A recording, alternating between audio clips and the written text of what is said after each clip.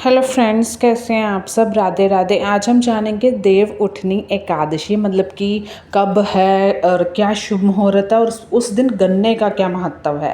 अब आपको पता है कि देव उठनी एकादशी हिंदू धर्म की महत्वपूर्ण तिथि है जिसे हम देवोत्थान एकादशी कहते हैं। मान्यता है कि इस दिन भगवान विष्णु 4 मास की योग निद्रा से जागते हैं और सृष्टि का कार्यभार संभालते हैं। तो इसके अलावा एक बार फिर घरों में शुभ मांगलिक कार्य शहनाइयाँ गूंजने लगती हैं। शास्त्रों में देव उठनी एकादशी पर तुलसी विवाह का बहुत महत्व है।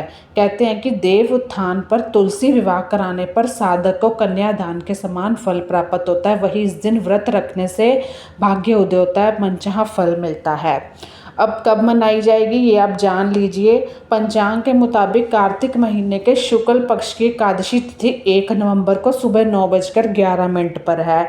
तो तिथि की जो समाप्ति है वो अगले दिन यानी 2 नवंबर को सुबह 7:31 पर तिथि के मुताबिक 1 नवंबर को ही देवउठनी एकादशी है। तो अगर आपको कोई पूजा अर्चना करनी है, जैसे कहते हैं कि देवउठनी एकादशी पर तुलसी विवाह भी होता है, कैसे करना है वो भी मैं आपको वीडियो कल लेके आऊँगी। लेकिन आपको पहले देवउठनी एकादशी मनानी है जो कि जिसका शाम 7 बजकर पूजा का शुभ मुहूर्त है। इसके अलावा इस समय सभी देवी देवता शयन मुद्रा से जागेंगे।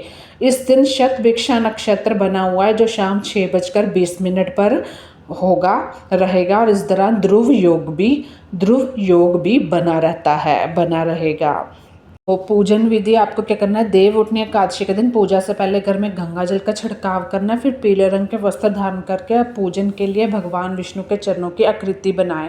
ये आकृति गेरू से बनाएं और उसके पास मौसमी फल, मिठाई और बेर सिंघाड़े रखें। इस दौरान दान से जुड़ी सामग्री को भी प्रभु के पास रखें। फिर आप कुछ गन्नों को प्रभु की आकृति के पास रखें और छन्नी या डलिये से उसे ढक दें। आकृति के पास दीपक जलाएं और भगवान विष्णु, देवी लक्ष्मी जी की पूजा करें। अब आप मुहूर्त के मुताबिक शंख या घंटी बजाकर उठो देवा बैठो देवा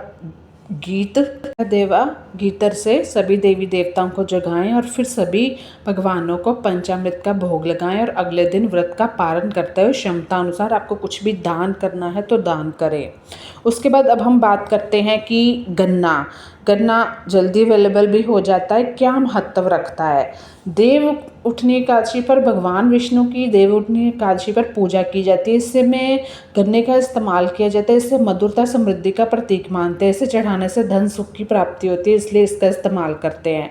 गन्ना घर के सकारात्मक ऊर्जा बढ़ाता है और पूजा से इसका इस्तेमाल कर और परिवार में संपन्नता शांति लाता है। देव उठनी एकादशी पर गन्ना चढ़ाने का संदेश है कि समृद्धि और सात्विक जीवन की और इसे लगाने से धन और व्यवसाय में वृद्धि होती है।